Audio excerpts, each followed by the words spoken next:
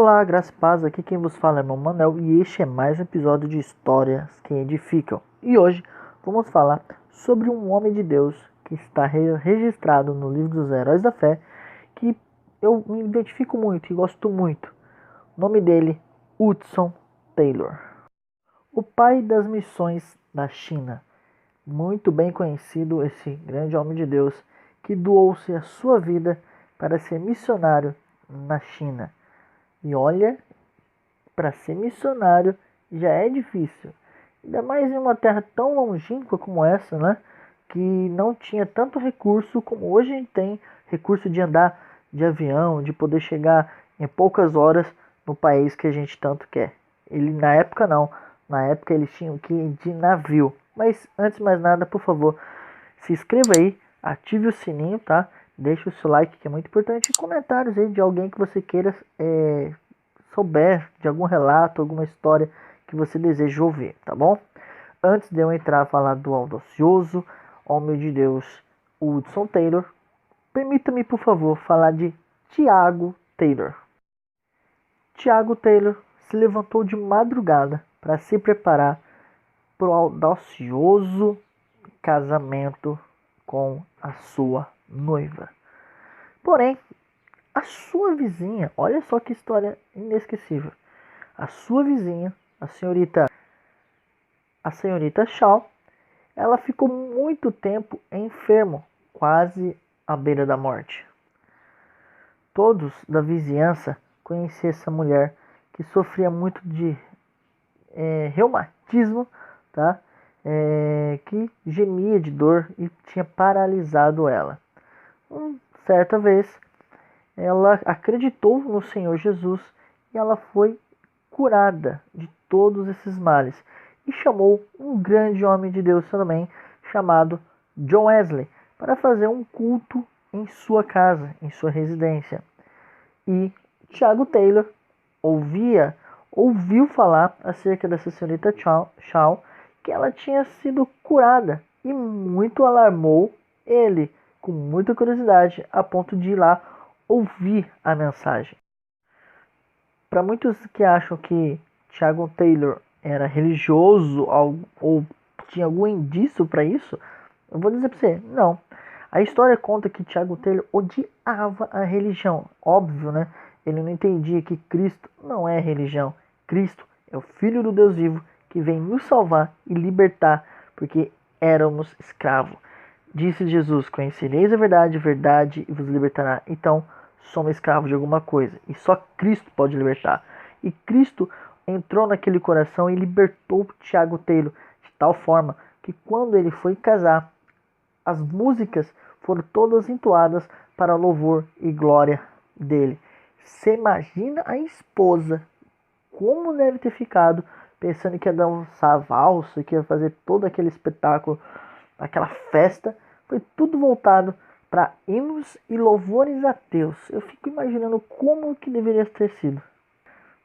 Mas antes ele não quis saber. Ele quis adorar a Cristo Jesus. O coração dele estava abrasado. Aí você fica se imaginando, irmão, quem é esse Tiago Taylor? É nada mais que o pai de Hudson Taylor. Tiago Taylor teve 5 filhos e ele orava fervorosamente por cada filho para que pudesse encontrar-se com Cristo Jesus. Tanto Tiago quanto a sua esposa, né, eles oravam fervorosamente e ensinavam o caminho que se deve andar. Os seus filhos oravam cessantemente, oravam no alimento e ensinavam os seus filhos a ler as Escrituras Sagradas. Uma coisa que eu acho interessante, que antigamente, né, as pessoas tinham muito essa parte de devoção, onde que oravam, liam a Bíblia, sentavam para orar e falar as Escrituras Sagradas. Isso, o Taylor foi crescendo e alimentando até que teve um encontro com o próprio Cristo Jesus. Portanto, não é de admirar que o Taylor crescia e se fortalecia na graça de Cristo Jesus.